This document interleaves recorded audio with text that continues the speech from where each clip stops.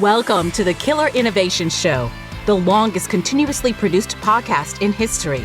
Each week, Phil McKinney brings you the insights and strategies to amplify your creativity and innovation skills.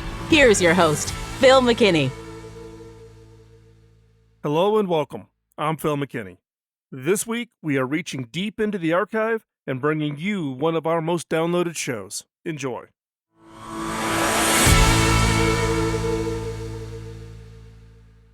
Welcome back to Killer Innovations. I'm back here in the studio working on some new solo shows.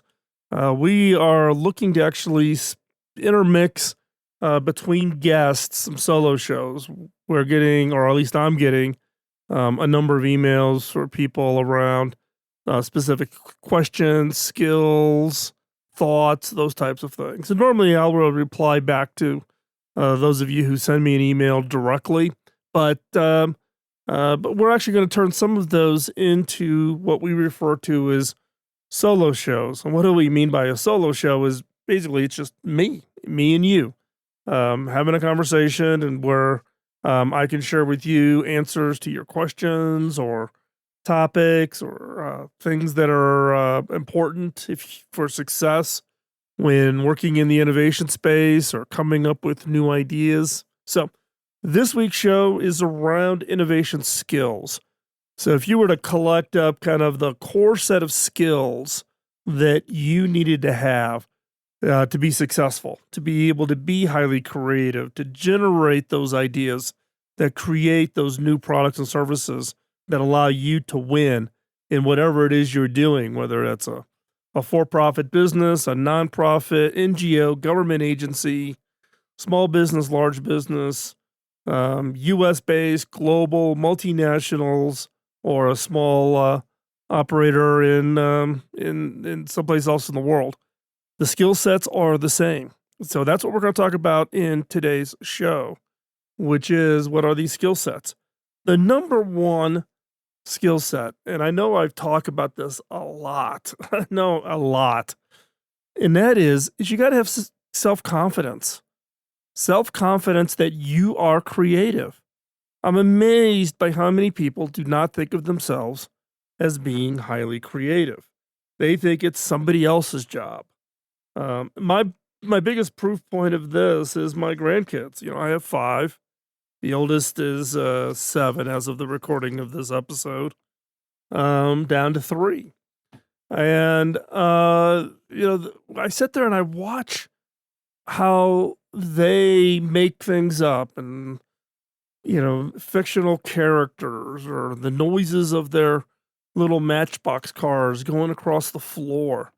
Probably the best poster child of the example is the use of toilet paper rolls. Take an empty toilet paper roll and watch a kid that's 5, 6 years old, how many different ways they can turn that into a toy. And I'm just absolutely amazed. And I guess my frustration around this particular skill is I would argue, and there's been some books written about this by other leading thinkers in the space around creativity, around the negative impact that education has on creativity.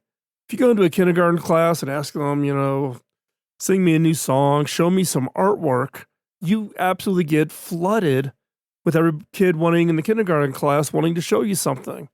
And now ask that question every year up through high school, and it's fewer and fewer and fewer and fewer. We teach conformity. We teach this, you must, dress the same, act the same. You don't want to stand out. And then you get them through college, and it's all about getting the grade, doing the test.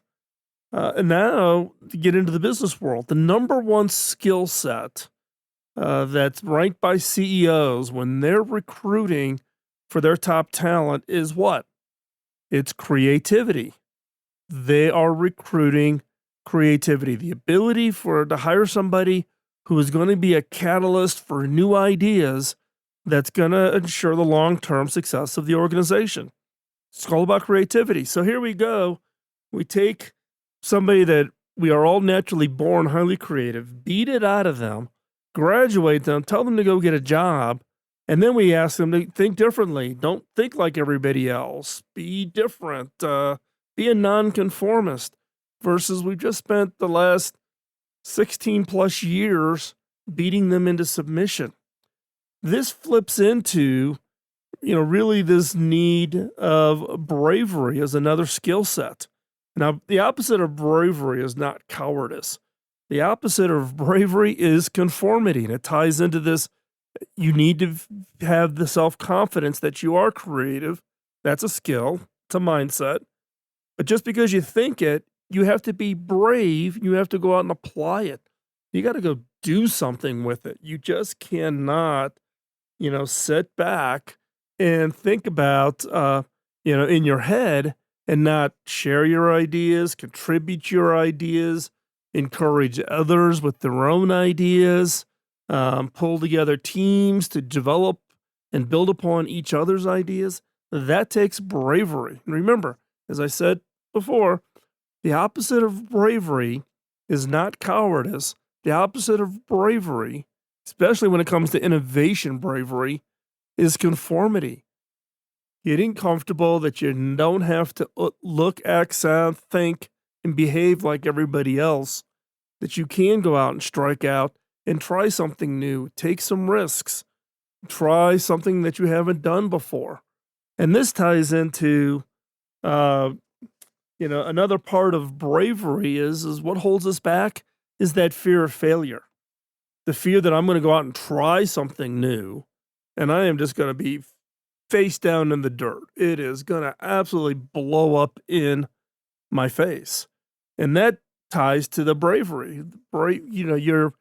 You can be a lot more brave when you're comfortable with the fact that you have permission to go try something new, do it, experiment with it.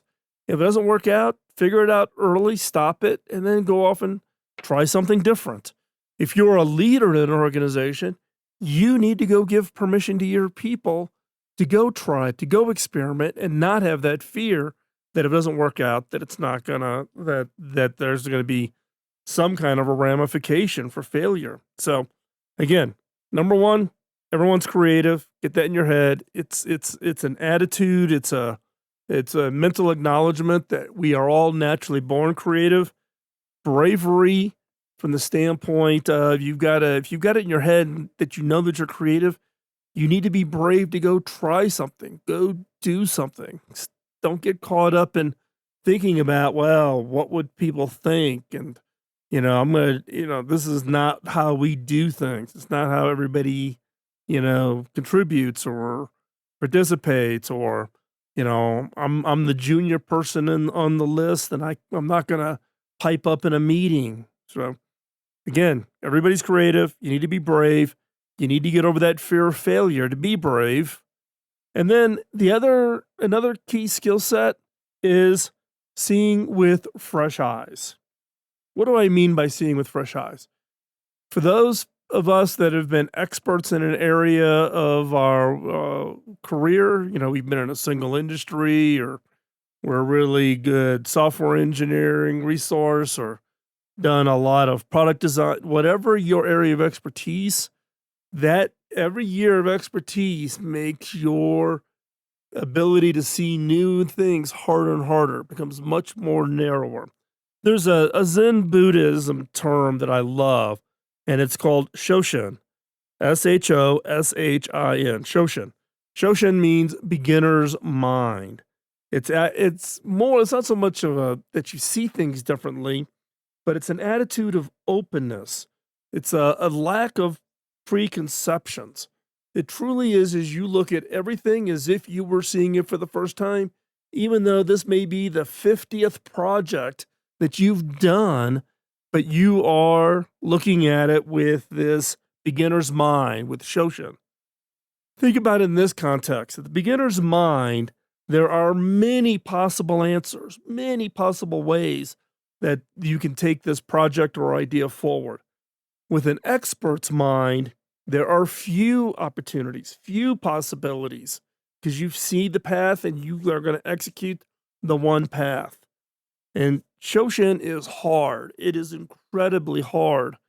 But I've run into this all the time where I see people who are experts in a field who want to, become part of a team to develop something new, and they immediately are throwing in their expertise. Oh, it's been tried. For the last decade, people have been trying to solve that problem, or this is my area of expertise. That approach won't work. This is the only path forward. And so, a key skill, if you are to be successful in developing ideas that become breakthrough products and services, is seeing with fresh eyes, having that beginner's mind, to be able to put yourself into that approach of Shoshin, where you are the beginner's mind with many possibilities, and you avoid getting caught in the trap of that expert's mind, where there are fewer opportunities, fewer possibilities. What I want to talk about in this segment is our ability to craft and ask really great questions. Questions have a very unique power. Questions literally force you to stop what you're doing, craft an answer, and then you can go back to thinking whatever it is you're thinking about. Now, there are all kinds of different questions. There are simple yes no questions. Did you take the trash out today? Yes or no. Did you complete your homework? Yes or no. There are also what we call leading questions, meaning you craft the question in such a way that you're leading the person to the answer. So, for example, hey, Joe, we are going to make that new laptop blue, correct? It's a leading question. Joe's smart. What's his answer going to be? Yeah, boss, sure, we're going to make this laptop blue. Then there are questions that you craft in such a way that it forces people to look at the problem in a way that they had just never, ever considered. And that becomes a pretty interesting approach to think about how do you craft those.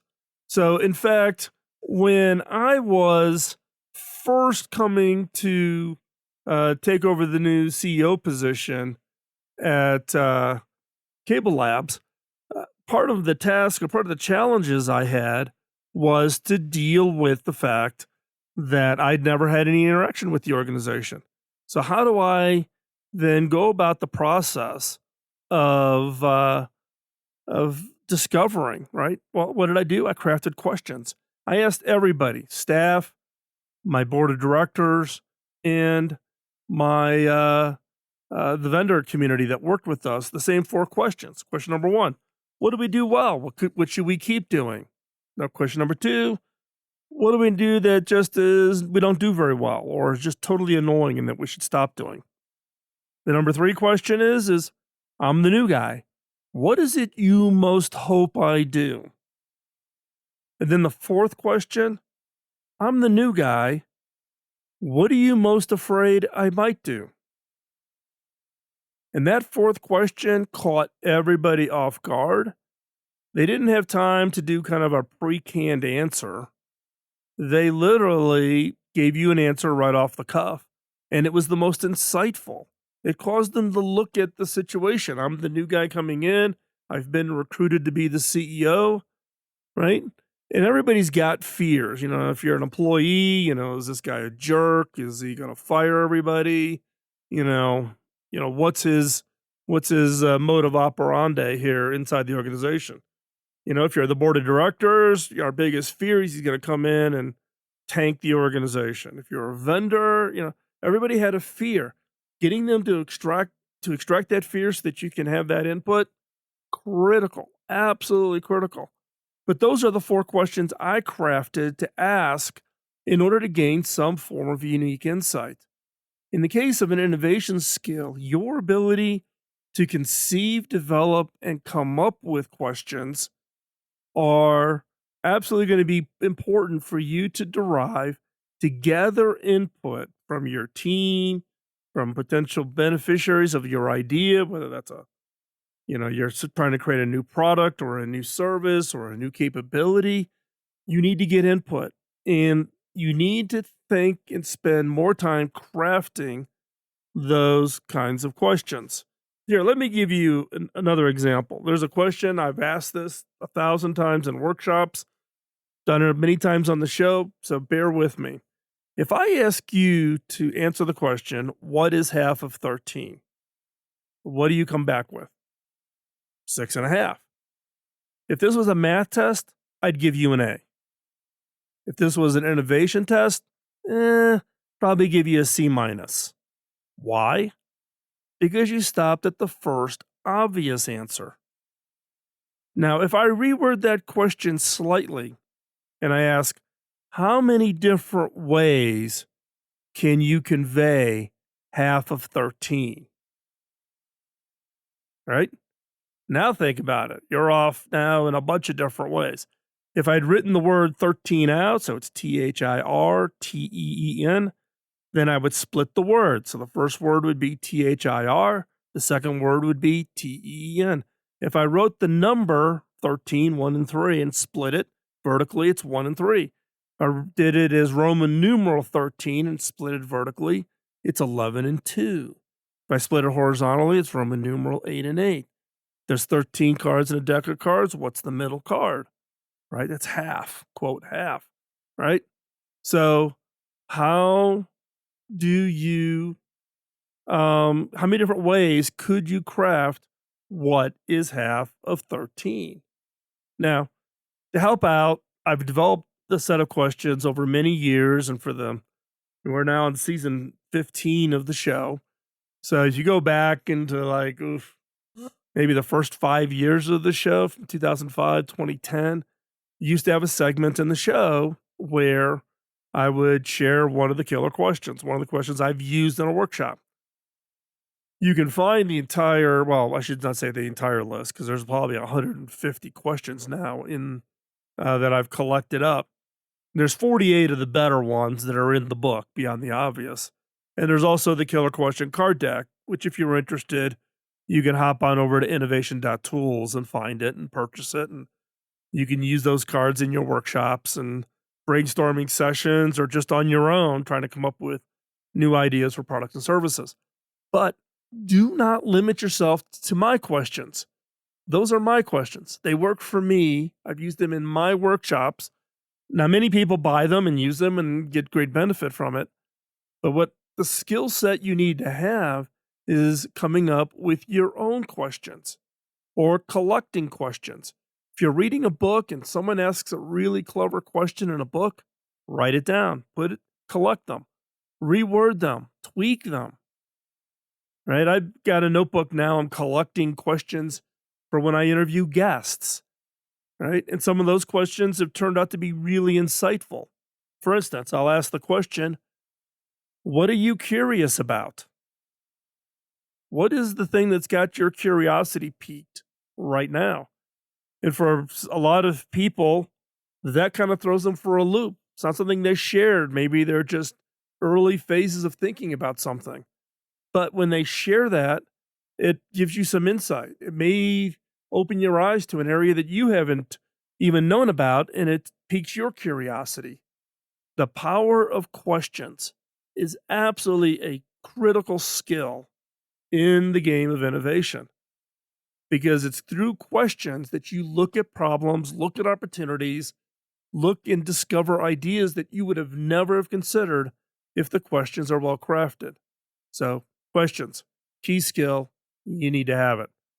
One skill that I think gets overlooked a lot is our ability to deal with people who are negative against our ideas. These are the naysayers. These are the people who like to throw rocks. These are the people who spend a lot of time trying to explain to you why your idea will not work. I have a term for them. Those are the innovation antibodies. So what's an antibody? An antibody is if you get an infection in your body, you cut your finger and you get an infection in that incision area, or where you cut yourself. Your antibodies are the things that attack that infection to knock it down so it doesn't cause you more harm, right? That's what an antibody is in the innovation game. They see your idea as a threat. You're going to make them do something different. They're going to have to come up with some new product that you want to get implemented, or whatever it is, change a process inside. They see you as a threat. They have an antibody reaction, and it's an antibody reaction to your innovation, to your idea. So how do you deal with that? You're going to run into it. Let me just be clear here. It doesn't matter whether you're in a 3-person startup, or in my case at a 240,000 employees in 168 countries. You are going to have to fight the innovation antibodies. And this is a skill you need to have. And that is absolutely, absolutely critical. So how do you know you've got an innovation antibody that you've got to deal with? Well, the way to do that is really, based on the questions or the comments. So let me just run through a quick list here. See if you've heard any of these. For example, let's shelve that for the time being. Or the question of, okay, great idea, who's going to do it? Or I have something better. Or we tried it before. Or it won't fit into the way we operate. There's not enough return on investment. I love that one. It's great, but they throw in their own idea. Oh, someone must have tried it before. Oh, I thought of that a long time ago. Oh, we can't afford that. Oh, you'll never get approval. You're on the wrong track. I'm the expert. Don't rock the boat. Everything is fine. The market is not ready for that. It's not a new concept. You think it's new? It's not new. Or the last one, another one that I love, is we are legally obligated to follow these rules. We can't do your idea because we legally cannot do that. So we've all heard them. I've heard them. I've heard them 1,000 times. So how do you break down to the types of antibodies that you have to deal with?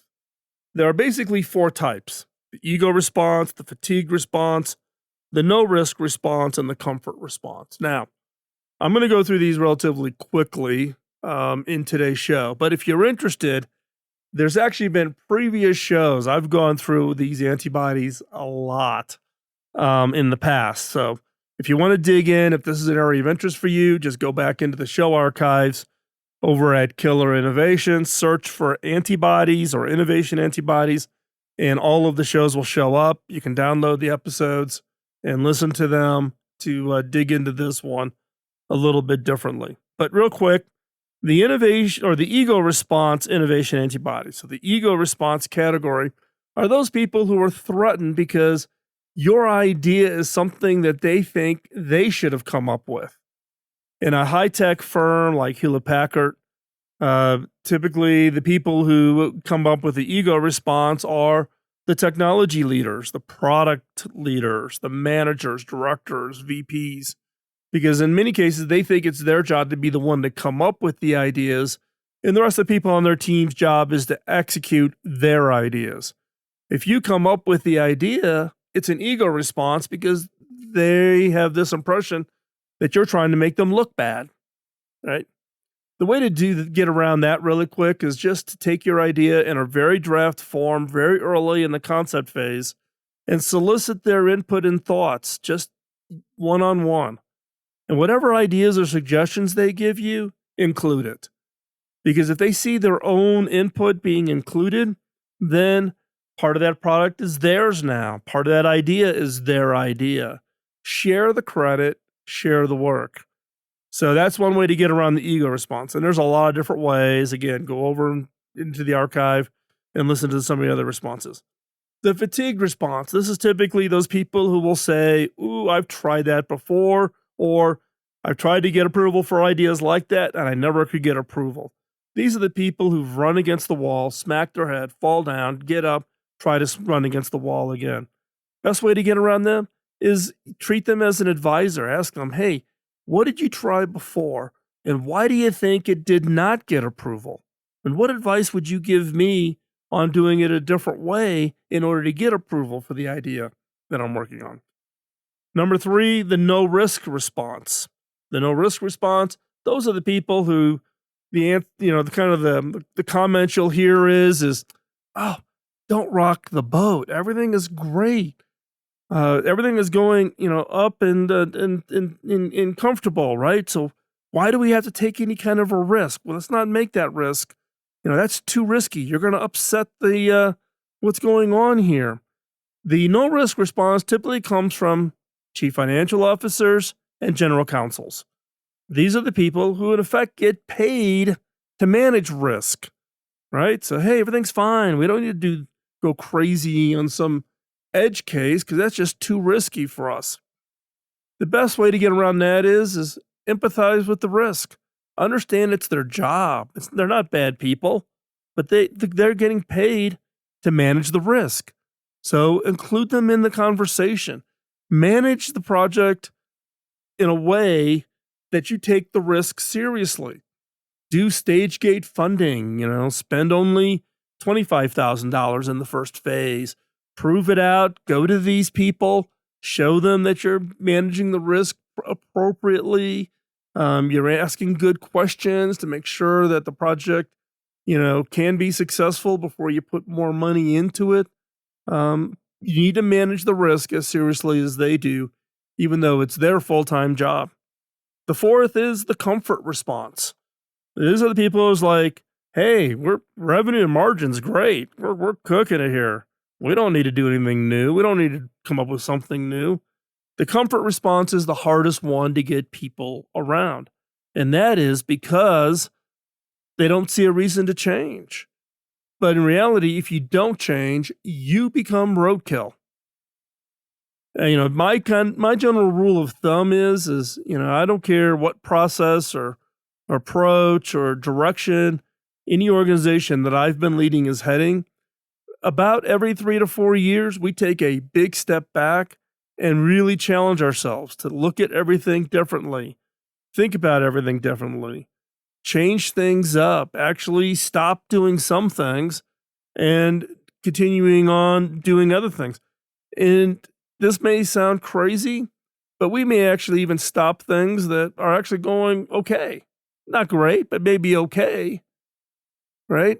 Because if you don't create breathing room, if you don't take things off people's plate, you can't try new things. And if you are a highly successful organization, you got a lot of things that are going on that are doing really, really well. Sometimes you just got to stop them in order to create breathing room to try new things, try new approaches. Comfort response, you almost have to create a crisis. You almost have to show people that things, if we stay on the current path, it may be good now, but it's not going to be good forever. So that's the important part. So again, part of the innovation skill set is dealing with the innovation antibody types: ego response, fatigue response, no risk, comfort.